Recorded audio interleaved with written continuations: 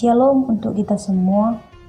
Yang menjadi ayat renungan untuk kita saat ini tertulis dari kitab Roma 12 ayat 9. Beginilah bunyi firman Tuhan. Hendaklah kasih itu jangan berpura-pura. Jauhilah yang jahat dan lakukanlah yang baik. Demikianlah bunyi firman Tuhan. Hidup di dalam kasih. Bagaimanakah sesungguhnya jika dikatakan hiduplah di dalam kasih? Hidup di dalam kasih artinya sesama manusia harus saling mengasihi, saling membantu orang-orang yang membutuhkan pertolongan. Hidup di dalam kedamaian dengan semua orang, tidak membalas kejahatan dengan kejahatan, dan masih banyak lagi arti dari hidup di dalam kasih. Hidup mengasihi orang lain adalah ciri khas umat Allah. Karena di dalam perintah Allah yang utama ialah hidup saling mengasihi. Mengapa orang diperintahkan untuk hidup di dalam kasih? Karena Allah sendiri telah mengasihi umatnya melalui Yesus Kristus yang sudah memberikan nyawanya.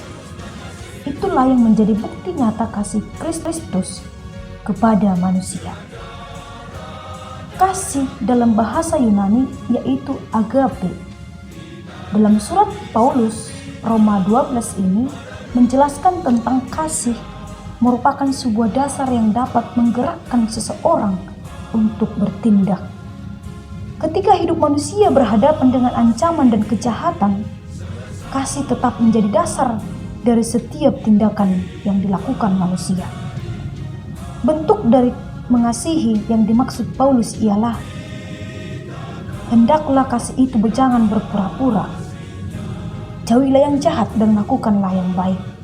Artinya, nyatakanlah kasih itu dalam sebuah tindakan yang nyata, yaitu tindakan yang sejati tanpa berpura-pura, tetapi dengan tulus dan tidak munafik, dan melakukan segala sesuatu itu dengan sepenuh hati. Karena kasih tanpa berpura-pura ialah bagian dari persembahan tubuh kita yang hidup. Karena dalam suratnya juga Paulus mengatakan, supaya kamu mempersembahkan tubuhmu sebagai persembahan yang hidup. Sehingga ketika seseorang sudah hidup dalam kasih, tidak akan ada lagi di sana ditemukan tindakan yang berpura-pura. Karena kasih yang nyata yang dimaksudkan Paulus ialah kasih yang jauh dari kata berpura-pura. Penggunaan kata agape di sini, Paulus menekankan bahwa pentingnya kasih sebagai anugerah Allah. Sebagaimana yang sudah dikatakan dalam Roma 5 ayat 5, kasih Allah yang telah dicurahkan di dalam hati kita oleh Roh Kudus yang telah dikaruniakan kepada kita. Saudara-saudari yang terkasih, sebagai orang yang percaya kepada Yesus Kristus, haruslah kita hidup di dalam kasih. Sudahkah kita menunjukkan kasih kita kepada orang lain dalam wujud nyata?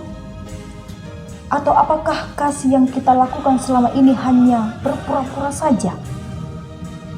Apakah ketika kita melihat orang yang sedang kesusahan, kita malah menghindar, bahkan menjauhkan diri dari dia?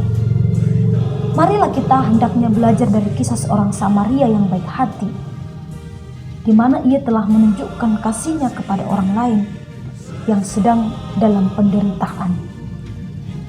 Ketika hidup kita pakai untuk membantu orang-orang dengan tulus, maka hidup kita akan terberkati oleh Tuhan.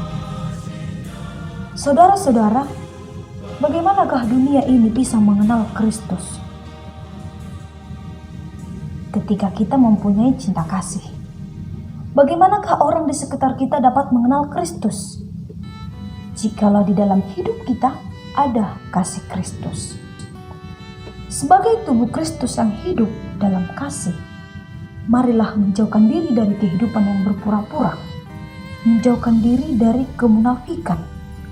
Hendaklah kita sebagai tubuh Kristus tidak hanya dapat berbicara tentang apa itu kasih, tidak hanya mengenal kata kasih, tetapi dapat melakukan kasih lewat tindakan yang nyata dan tulus dari hati, dapat menolong orang-orang yang ada di sekitar kita ketika membutuhkan bantuan.